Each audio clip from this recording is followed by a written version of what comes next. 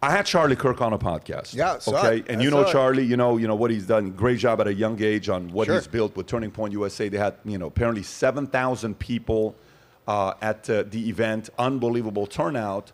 And I asked him, I said, Charlie, I saw your lineup of guests. The Blaze had, DeSantis, they have this, they have that. How come you don't have DeSantis? Why didn't you invite DeSantis? And he said he did. I don't know if you've seen his response or not. Yeah, I saw the podcast. But do you think, Governor Ron DeSantis not going to the Turning Point USA event, the criticism that Charlie Kirk gave, it's in your state, it's in your backyard, why don't you go to it? Do you think it was the right move not to go, or do you think he should have gone? Well, first off, let me just say blanket before we do anything else that I'm happy to dive into absolutely any of this, whatever we may agree on, disagree on, and hash it out been a sport and about fight it out. And well, we should. And one of the things that I think frustrates people with mainstream media is you don't know any of these people's opinions. You watch Jake Tapper, and you don't really know his opinions. You have an inclination as to what they are. Any of these guys, right? So I think it's important that you and I are upfront about our opinions, and then we can hash it out.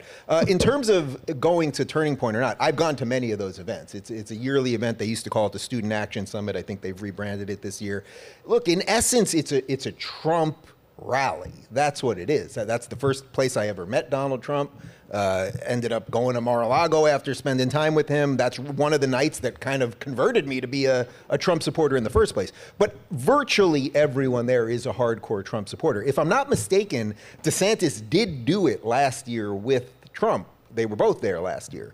As for him not doing it this year, look, I think it was it the day before that the Blaze event was, and Trump was not at that. So everyone has their own calculations. I think for DeSantis, probably optically, it was a good move not to go because you're going to a Trump base event where people are going to go bananas for Trump, and they like you, but they're going to be a little afraid of applauding for you because we know how rabid that base is. So I don't know that there's some message that he couldn't get out otherwise.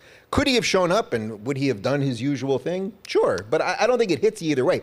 To be quite honest, I actually think Trump not going to the Blaze thing was far more damaging in terms of your ability to get your ideas out there, because first off, Tucker's mostly a Trump guy. He's never flat out said that he voted for Trump or something like that. He's criticized everybody, but he criticized, but especially on foreign policy. I won't dispute that.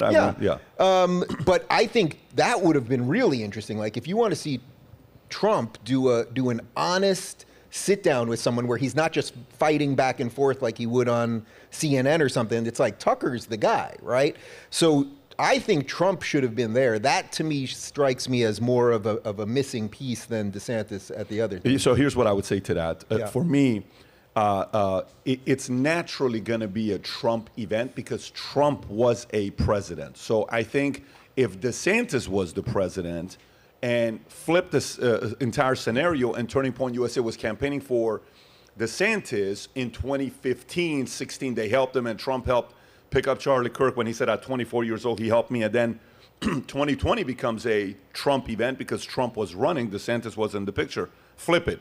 If 2016 was DeSantis and he becomes president, and then he goes and helps Charlie Kirk, and in 2020, it's a DeSantis event. Of course, the Turning Point USA event would be a DeSantis event, and Trump would have to come to enemy territory, essentially, but he would have to do that because that's what you want. So if you look at whether, I saw Will Cain the other day, asked DeSantis the question. By the way, right now, the last thing you want is for every single show to go to. He doesn't go to podcasts, but he goes to all these shows, and he likes 10-minute shows, 20-minute shows, DeSantis. And even when we talk, they're like, yeah, he only likes 20-minute shows. Why do you only like 20-minute shows? Why not do a 2-hour show? Why not sit down and do a long form? So every one of the shows he goes to, what's the host asking? The first question, hey, what do you think about the criticism the media has given you about the fact that you are no longer da-da-da-da-da, and you're no longer, you're not willing to go out there and talk to people and all this stuff. If 20 people ask you, that becomes a reputation. So I think for him, I would say the other way around. Anywhere the leading candidate goes is an honor for that person to have them. Meaning the Blaze is lucky to have Trump because Trump is the leading candidate. But DeSantis showing up and saying yes to Charlie Kirk, which, by the way, here's the other thing to be thinking about Charlie Kirk. Let's think about it from this position here. How long will Trump, I'm going to talk very logical, and we're going to talk purely strategic, nothing emotional, Sure. okay? Who matters more over the next, how long is DeSantis planning on being in politics? What do you think his timeline is? Is it fair to say DeSantis is going to be in politics a lot longer than Trump is? Oh, for sure. No question about it. Can we say 20, 30 years? Longer. I would say 30 years. Say 50 years. Perfect. Let me ask you a question. Whose lifespan is longer in the political space? Not literally lifespan, although that can be also calculated. Is Charlie Kirk going to be in political space longer than Donald Trump? Obviously, yes. Yeah. There's Longer no than question Donald about Trump, it. of course, yeah. It's going to be Charlie Kirk, Yeah. right? So to me, when you have somebody that's got and maybe Charlie has the most important vote of the Republican Party, which is who? The guys in their 20s, because you could have that vote for 40, 50 years. You don't want to go there. Think about 7,000 younger people are sitting there saying, you don't want to come earn my vote? I don't know, man. I'm kind of offended. That could last 20, 30 years. So I don't know. If I'm a strategist behind closed doors and we're having this conversation and we're saying, hey, guys, we're going to choose between one of the two. We got the Blaze, which, again, Glenn Beck is one of the guys that's on the Mount Rushmore at his peak. He was a show nobody would ever miss. He crushed it. Mm-hmm. And he was the one guy I met years ago. I'm like, this guy's an incredible talent, and he's a very good communicator. Yeah. But if you see Turning Point USA, to say you skip that and it's a Trump place, that could have been an opportunity to come in and give a message and win their vote. Don't you agree? Yeah, I don't disagree with that. Again, we're not privy to all the calculations of what anyone was doing on any given day. You know, Trump said he had some prior engagement for the Blaze thing. So it's like everyone makes their calculations. I think there's more wins to showing up. If you're confident in what you're doing, then there's more wins to showing up. So as I said, DeSantis would have given a great speech. The applause probably would have been more tepid than the rabid Trump base, because Turning Point, and again, I've done plenty of things with them. I like and respect Charlie. I've known him for many years. In essence, you know, they're a nonprofit, as I understand it, they're a nonprofit that really is a Trump campaign fundraising organization. Like, there is some weirdness there, and I think maybe DeSantis didn't want to get fully mixed up in that. But I see wins in showing up, and I think your point to DeSantis is obviously number two. He's not number one at the moment, so you got to make some of those inroads, and we shall see how it continues. You make a good point, because when I was at when I went to Turning Point USA's 10-year anniversary fundraiser, some of the people there were uncomfortable on the position that they were taking with Trump, because some of the DeSantis guys were there and like, hey, you know, I don't know if I want to contribute because I'm more DeSantis, I'm not Trump, all this stuff. So that was an objection that some of the donors had to address. I also don't know all the legal ramifications of when you're running a nonprofit that's a political nonprofit. You know, you can't directly endorse a candidate. I think they get as close to that. I'm not sitting here trying to start nonsense. I'm just saying, like, there's always that fine line between, like, oh, we're putting these people up to talk about their ideas and so that they can express themselves, versus we're tacitly endorsing them and in essence raising money for them. That's a very fine line. So for me, like, I think from the span of, okay, for media, we're going to be around for a long time. The only person that can fire us is going to be the man upstairs. That's it. So if I'm either dead or God says you're done, no problem, I'm not doing it. This thing's going to continue on its own by time, and it's going to do what it's going to do. But we're going to be competing for the next 40 years. Yeah. So if we're going to be competing for the next 40 years, it is very imperative of us to look at young talent that's coming up, that's formidable, that are true believers, that are capable to say, I think that guy could one day be a superstar. Like, for example, the Tucker moment when Jon Stewart came to try to bully him.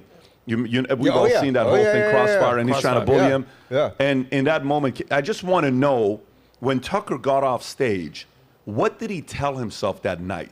Or his best friend, or his wife, if he was married at the time, or his girlfriend, or his family? What did he say to them? Did he say something like, I'm going to kill this guy in the media space? I want to know that, because... Oh, I bet you a nugget was planted, because that was a seminal moment in television, in cable news, for sure. And if you talk about Jon Stewart and Tucker, maybe mainstream, some people go, well, you know, it's Jon Stewart, all this stuff, but Tucker's in a whole different level. It's not the same league. Also, by the way, Jon Stewart has become far more of what he was accusing Tucker of than Tucker, right? Because they were sitting on Crossfire, and Stewart basically walked on that set and said, you are the reason, talking to Tucker, you are the reason for political partisanship and hackery and the hatred and blah, blah, blah. And it's like, who actually has added more to that in the last decade? I would say Jon Stewart has been a far worse arbiter of those things than Tucker. Tucker actually, if you escape what the mainstream media says about Tucker is constantly talking about crossing the divide. He's trying to talk about what populist things will bring us both together, talking about his actually classically liberal roots constantly. John is the one who's gone completely bananas left. So there's been a real shift in there, and I wonder, that would be a great conversation for them to have. That would be a phenomenal conversation for the two to have. But okay, so I watched the governor on Fox a couple days ago. I don't know who he was, but he was with somebody. It was a 15-minute clip I watched. And the gentleman interviewed him. He's somebody that people who watch Fox should know who this guy is. He's very good at what he does. But he asked a lot of good questions. And, hey, what are you going to do with this and what are you going to do with that? And then DeSantis kept going back. The Republican voter knows this. And, Iowa, we've spent this. And in Iowa, we're doing meetings, and people are showing up. We were having some meetings that was 30, 40 people. And, when you say stuff like that, and it's like, well, what do you think about the fact that, some people are claiming you're not a marketer. You don't know how to sell the campaign. You don't know how to do this. What are your thoughts on that? Well, if you look at it, I'm here to do a job. And if you look at what I've done in Florida, do you think we are seeing and witnessing where the whole idea of what Nixon lost to John F. Kennedy years ago, because Nixon was a very qualified candidate, more qualified than John F. Kennedy. Nixon was essentially a Ron DeSantis. Forget the Watergate example, just set that part aside, where Nixon had to learn how to go be a little bit more of a showman, more presentable, and he had to go work with some people behind closed doors. Do you think that's a fair criticism that Ron is getting, and do you think that's going to hurt him? Or do you think, no, I think it's irrelevant, he still has a shot? Well, last time we sat on this very stage, which was probably about 4 months ago, you brought that up, that there's a marketing issue with DeSantis. To me, that's, and I'll repeat what I said that time, and then I'll give you a new twist on it. To me, that's a very solvable problem. I think what you want out of a candidate are two things. You want, basically, does this guy roughly believe in the things that I believe in politically? Do we have enough stuff that we kind of agree on that I can support this guy? And then do you think that this guy can accomplish it? That I think is the bigger one now, because I think we have a lot of people who say the right things, but can they actually do it? Now, in my estimation, obviously, DeSantis checks those two boxes. Is there some level of a marketing thing? Well, look, he has not done your show. He absolutely should do your show. So I don't know where you guys are at internally with that, but he should. Just yesterday, I think they announced that he's doing Megyn Kelly finally. Now, she's been very critical of him, partially because he has not done her show. It's a great move to go on that show. He's going on Jake Tapper today at 4 p.m. I saw that. So that is an interesting moment. He's basically, his position with the mainstream media has basically been, you guys lie about everything, I'm not going to play your game, as opposed to Trump, where it's, you guys lie about everything, I'll constantly play your game. But now he's realizing, okay, I got to get in on that. So we'll see what happens with him and Tapper. I would love to see the guy go on Rogan. He should just say, offhand, he should say, hey, I'll do Rogan, why not? Why wouldn't I do that 3-hour thing, not just the 20-minute thing? He should sit down with those harpies on The View and let them say all of the crazy BS nonsense. I don't. Is it fear or is it fear? No, I don't. You don't have to fear. give the answer, but is it fear? Or is it somebody behind closed doors holding back, or is it I'm too good for that? No. Well, first off, again, I'm not. You're speaking for yourself. I'm not a surrogate. I'm just giving you my opinion on this. I think they're running a campaign, and everyone runs a campaign a little bit differently. I think they probably wanted to test the waters. When he announces, we believe this is the best guy, he's sort of the most functional and competent, let's see what happens, what it does to the polls. Now, it clearly did not do to the polls what they wanted, so now they have to dive in a little bit of a different way. As I've been saying on my show for weeks now, do you know, the first debate is not till August 23rd, so we're still a month away from the first debate. Do you guys know when the first votes are cast, the first primary? Do you have any idea? Well, it's August 23rd in Milwaukee. That's the first primary. That's the first, no, right. That's the first debate. Correct. Do you know when the first primary is? Do you have any idea? It's January. So we are still basically 7 months away from votes being cast in the first primary in Iowa. So this meme out there that he has to drop out now, and it's such crazy nonsense. No, not you. Not you, but you get this from the Trump people now. It's like, he better drop out to save his political career. They have to say that. Dave, you're saying there's a lot left game to be played. Of course. We're still early. We're in the first quarter. We're literally 7 months away from the... We're not even in. We're in the pregame of the pregame. We're in the locker room before the pregame. And all of those pieces have to fall into place. So I think they were trying to do a slow burn. And to your point as marketing, and to your credit, by the way, this is exactly what you said 3 months ago, and you were right, because it has not lit fire. You gotta change tactics. I think the Tapper thing today is gonna be, my gut feeling is something interesting is gonna happen there that might shift the narrative a little bit. Because what he needs a little bit of the RFK juice. Whether I agree with RFK on everything or not, and I had him on my show last week, it's like he's got some of the zeitgeist stuff. I think what DeSantis is missing, people know he's competent, they know he's a good governor and all that stuff, but it's the zeitgeist thing that gets you to the all the pieces you're talking about. Like, how do you market that? And with RFK, there's the policy stuff, which is, some love it, some highly dislike it. There's also the personality stuff. It's sort of two sides of the coin. You see RFK pumping those weights, like takes his shirt off. It's like, what is this guy running for the next Hulk Hogan, or what is he doing? DeSantis' challenge is certainly not a policy thing. In my opinion, which we've discussed, it's a personality thing. It's a marketing thing. The guy played baseball at Yale. Yeah. Dude, get out there, throw the ball around, hit a home run, hit a dinger, do a big poppy, walk around the bases, like, be real. Yeah. What people love about Trump is, dude, he'll get out there and give you that strong handshake, he'll do his thing, how you doing? He's out there. It's incredible. You're running against a marketing genius, arguably one of the greatest marketers of all time, and you're missing the marketing game. That's the biggest challenge. So I do agree with that. And the funny thing about Trump is, it's like he's the fakest person in the history of the world and also the most authentic person. It's amazing how he can do both. That really is probably the true genius. I'm the fakest, realest guy you've ever met in your life. Which one is it? I don't know either. He's literally a non-human color with that crazy hair. That's the fakest thing you can imagine. And then his lifestyle and all of those things have nothing to do with the ordinary man. And then yet, obviously what you're saying, and from when the times I've been with him, there's a real human in there. And that's the thing that I think people are trying to connect to DeSantis. It's also like, in some ways, it's sort of why we end up probably where we're at politically, and why politics in the modern world almost can't work. Because we're sort of asking for a best friend and a father and a bro and a whatever. And it's like, I have friends, and I have a father, and I have a brother. So I'm not really looking for all of that. I'm looking for a competent executive, and I think that that's important. But yes, should he get out there I want to see the guy in a T-shirt.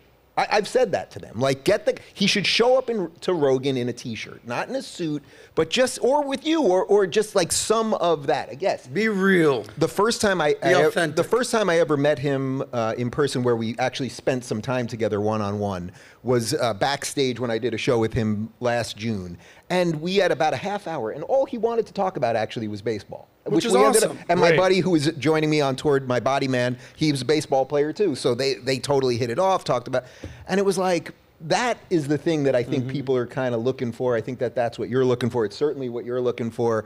And I just think patience, everyone wants everything at once. Dave, I hear you. Yeah. It's a long game. We're in the second inning, to use a baseball analogy. Yeah. But there's also missed opportunities. So he played baseball at Yale. The guy's an athlete. He's a stud. He was a Navy JAG officer. Yeah. It was just the MLB All-Star game. Dude, get out to the All-Star game. Give a little, throw on the mound, whatever it is, just be real. And then people are going to be like, I didn't even know he played baseball. Yeah. Amazing. Again, Take some pictures with the players, do some BP.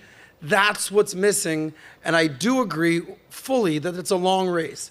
Debates are coming up in months. And you said that the first vote is cast in January, but you're also missing these opportunities for the average guy to be like, I didn't know that he played baseball. Well, I didn't know that he's a real dude. Yeah, and you guys said about, like, marketing. Donald Trump, out of nowhere, like when we were at the UFC, he's almost 80 years old. You look back, it's midnight, and you're like, is he here? Yeah. And he's been doing that. And then you actually nailed it on Pat, Charlie Kirk. You called him out on, you didn't call him out, but when Charlie Kirk was like, I called Trump, this isn't accessibility. Yeah. Call Trump, 2 rings. Hey, what's up? Yep, I'll be there. Bye, click.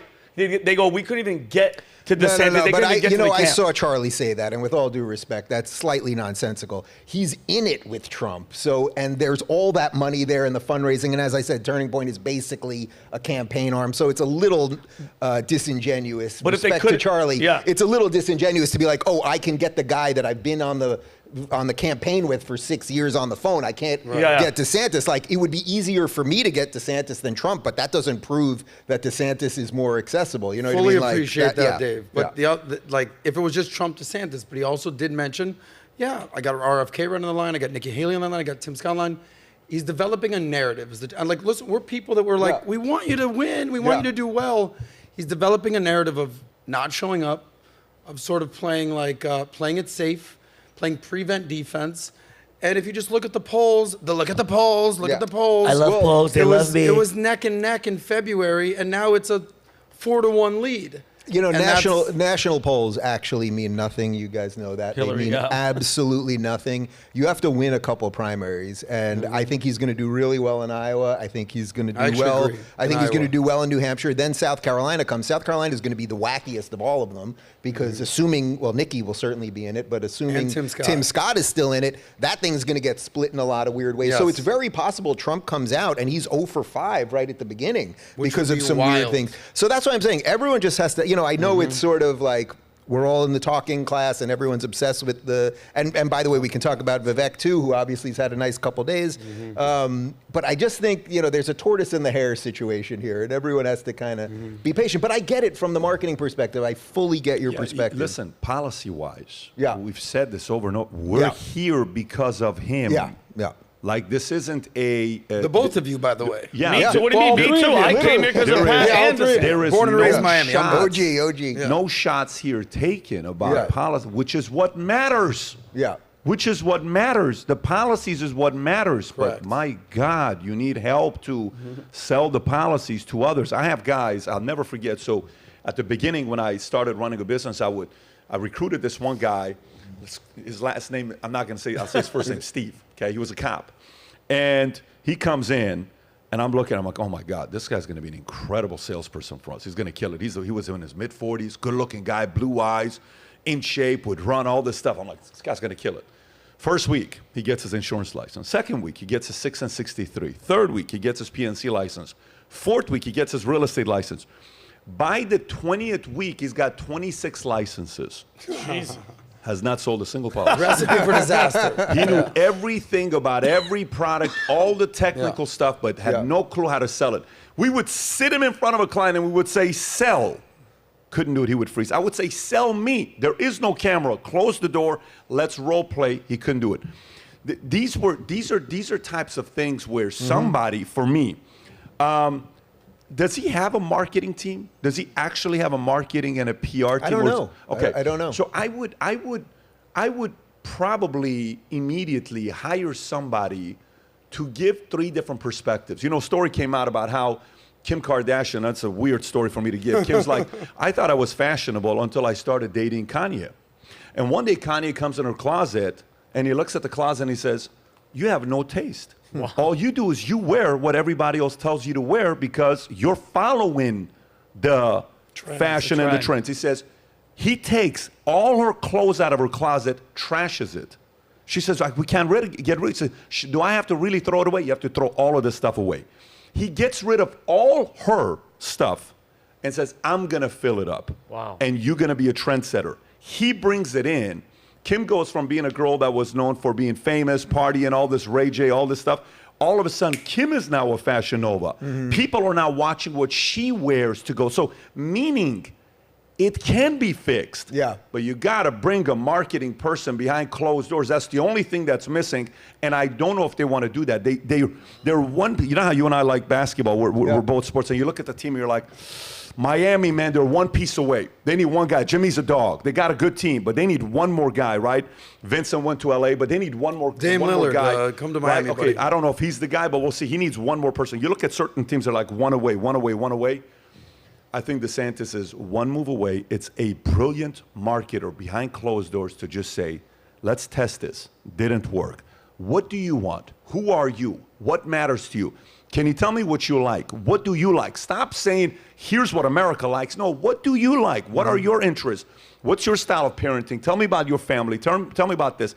Someone's got to draw that out of him, and it hasn't happened I yet. think that's an absolutely fair criticism. I would also say there's something weird going on here with the internet in terms of how we respond to good and bad. Meaning, if you watch the forum, the Blaze forum, right? What were the clips that really went viral? It was Tucker demolishing Asa Hutchinson, who nobody cares about, right? Yeah. The guy was polling at -6. He's done. What was the other clip that went viral? It was Tucker demolishing Pence, right? So that goes viral. Now, if you watched Tucker sit down with Nikki and DeSantis specifically, there were no flubs. So those clips don't go viral. You basically, how many of the DeSantis clips with Tucker did you see? I thought DeSantis did good with Tucker. No, he did great. That's my point. But they don't go viral because nobody's interested in viral.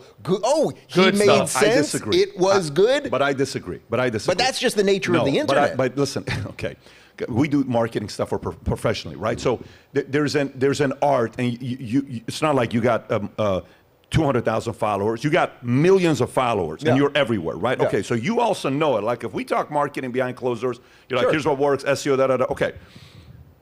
You can go simply on TikTok, on YouTube, on Google right now, type in phrases that makes TikTok videos to go viral. Just Google that. I don't know. Just search phrases that make videos on TikTok go viral. Like it's going to say it's a lot of twerking, right? It's all twerking. Phrases, it's right? all Now watch this. We should all just start Let's twerking see what right now. Okay, watch this. Watch this. Yeah, it's got to make your video. Okay, 50 TikTok. No, go to the next one. Go to the next one.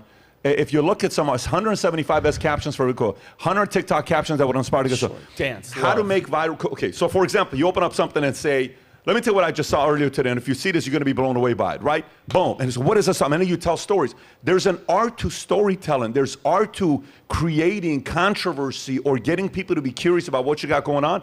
By the way, it's not hard to teach. Selling can be taught. Communication can be taught. Creating curiosity can be taught. That is an area they have to make investment. I don't want to beat the dead horse. We can go to the next topic, but I just want to say, but Rubin, it's fixable. But he nailed it though. This, like today, he's doing something. Maybe this is that like 6-month mark where now like they're saying, okay, now let's start it. Can you pull up that article you found about Kim Kardashian and Kanye West? I just saw it at the end. It was phenomenal until it was too late. It was crazy with Margie Simpson. He says Kanye compared Kardashian to Marge. To Marge Simpson. Check this out. Kanye West called Kim Kardashian and told her that her career was over when he first saw one of her outfits that he hadn't styled and compared her to Marge Simpson. So funny. Can you imagine that? That's and then so you know funny. when she wins the award, what she says? In her speech, she says, I never understood style and fashion until I started dating Kanye. He changed the way I viewed, and Kim is now the modern day. Some people are going to say she's not. You can pick and choose whether it's her or Margot Robbie or, whoever. Yeah. Marilyn Monroe. Marilyn Monroe type of a figure, mogul. like a Elizabeth Taylor type of a figure. Anyways. Well, I don't see why you have to throw Marge Simpson under the bus. I mean, the pearls, she's got it all. Offended by that. We are going to fully disagree on Marge Simpson. Nah, Dave is right. She's Can you pull up the poll we ran this last week on Twitter? The two polls. The first one being which one was it? No, the other one. Can you pull up the other poll? Yeah. So here's a poll I did. I said, which of these 4 candidates has your vote today? And this was July 15th. Wow. This is votes. After Vivek had some momentum at Turning Point USA, a lot of momentum at Turning Point USA. 85,000 people voted. It's not a million votes, but it's a good amount of numbers to kind of see. Size right there. And this is after Pence screwed up with what he said. It's none of my concern. Pence goes 2.1. I intentionally didn't put Chris Christie, because I wanted to see if this Tim Scott is really a possible VP candidate for Trump, because you probably read this. It is a name that's being brought up. Tim Scott went to 4%, DeSantis 36%, Vivek 58%. So then a lot of people say, well, how come RFK's not in this? How come Trump's not in this? I'm intentionally not putting Trump or Biden. That's obviously intentional. Those guys are the guys that are the lead dogs right now, the favorite. So if you like this clip and you want to watch another one, click right here. And if you want to watch the entire podcast, click right here.